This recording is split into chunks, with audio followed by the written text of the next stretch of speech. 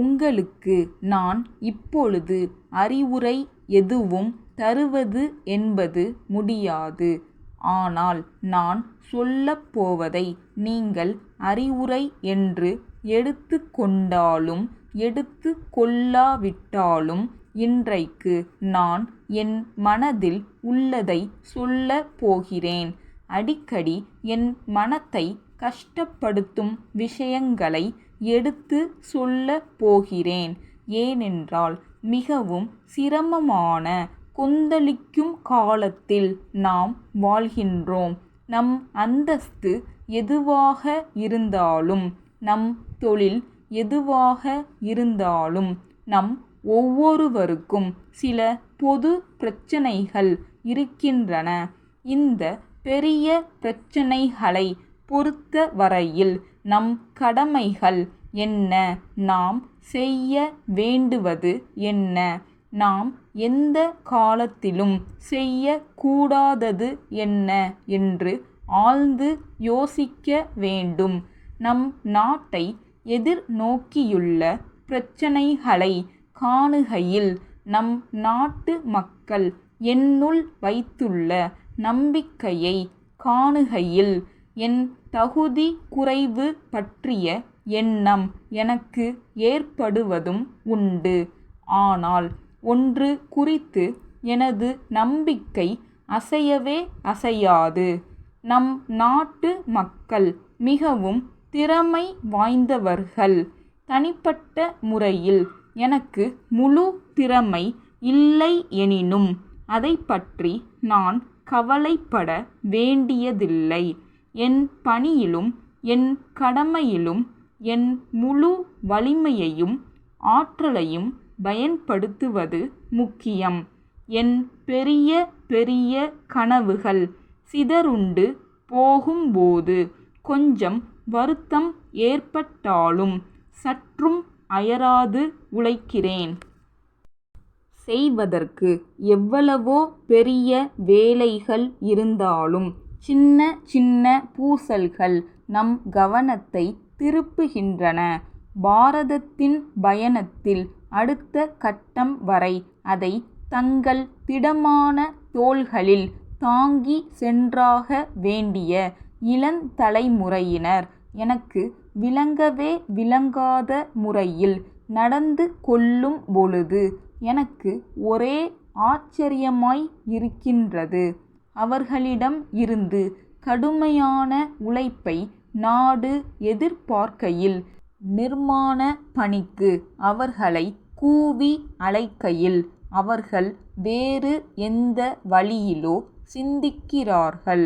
அரசியலில் கலந்து கொள்வார்களாம்.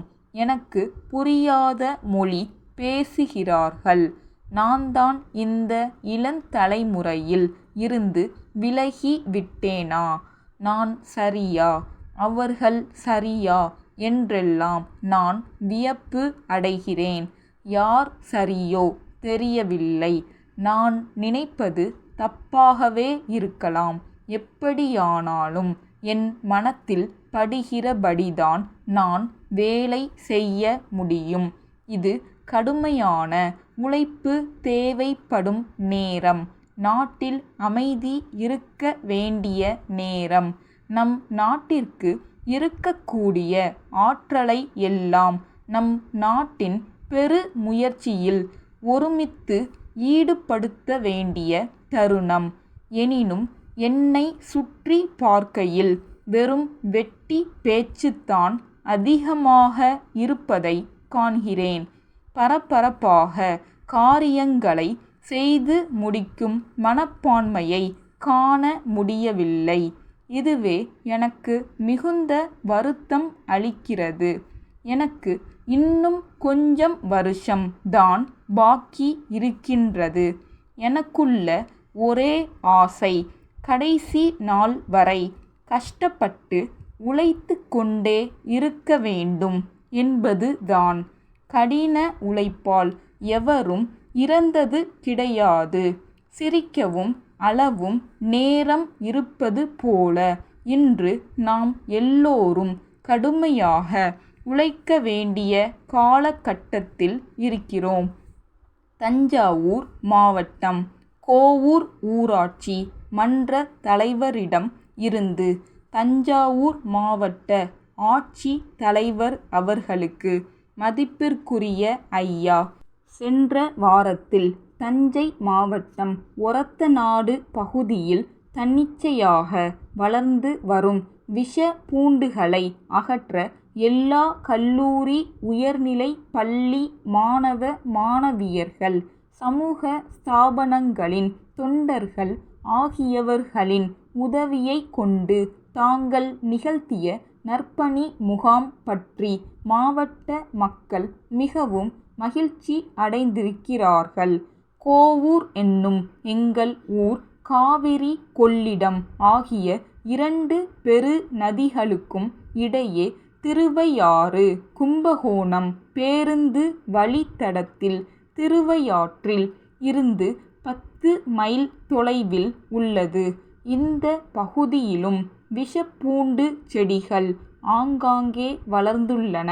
இவை குறிப்பாக நஞ்சை நில வரப்புகளிலும், குளம் குட்டை மேடுகளிலும், வாய்க்கால் கரைகளிலும் அதிக அளவில் வளர்ந்து மண்டி கிடக்கிறது.